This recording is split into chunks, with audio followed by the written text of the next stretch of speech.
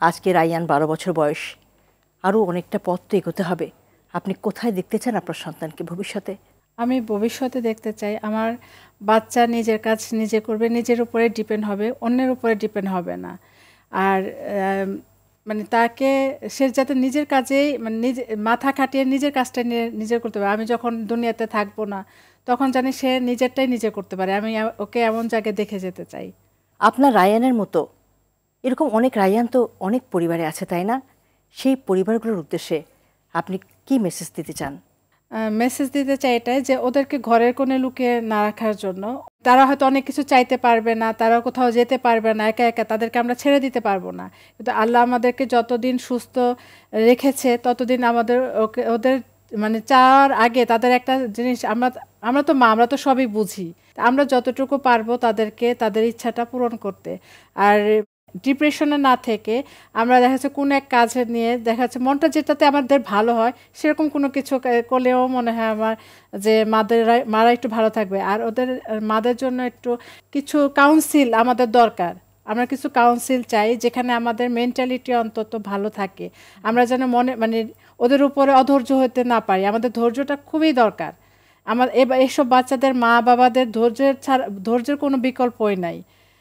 দেখা যাচ্ছে যে সে একটা জিনিস একটা কিছু করছে যা একটা ঠাস করে থাপ্পড় মারে দেয়, এটা তো দেওয়া যাবে না। ওকে বোঝাতে হবে, ওকে একবার না পারলে 10 বার বোঝাতে হবে। এই ধৈর্যটা যেন আমাদের থাকে সবসময়, আমাদের ধৈর্যটা যেন আল্লাহ বাড়ায় দেয়, সেটা আমি সবসময় মায়েদের কাছে অনুরোধ যে ওদেরকে অনেক অনেক সময় দেন এবং হচ্ছে আপনাদের ধৈর্যটা একটু রাখবেন। আমাদের তো ধৈর্য অনেক সময় আমি নিজেও বুঝতে পারি থাকে না, তারপরও ধৈর্যটা রাখতে হবে।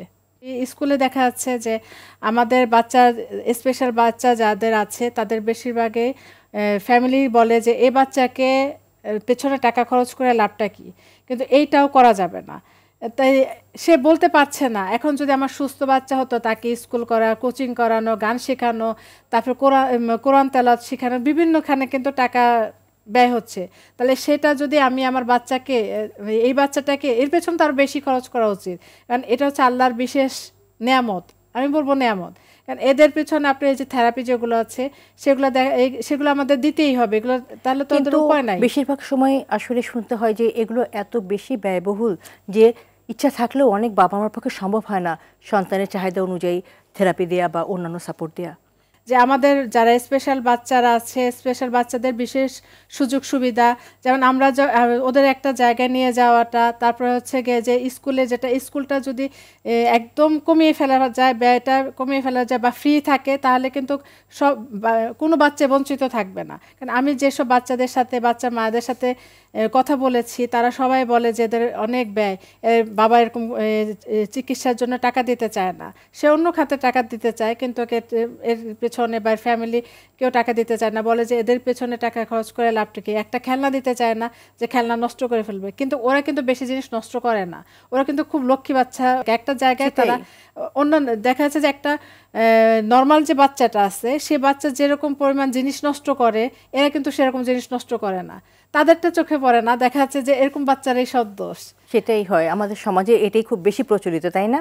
রায়ান মোবাইলে ফুটবল খেলা দেখছে এবং এই খেলাটা মনে হয় সে খুব পছন্দ করে, যার কারণে খেলা দেখতে যে তার যে এক্সাইটমেন্টটা সে যেভাবে প্রকাশ করছে, কখনো হাততালি দিচ্ছে, কখনো পা ঠুকছে মেঝেতে, কখনো দুলছে, আমার খুব ভালো লাগছে তার এই আনন্দ উচ্ছ্বাসটার প্রকাশনা দেখে।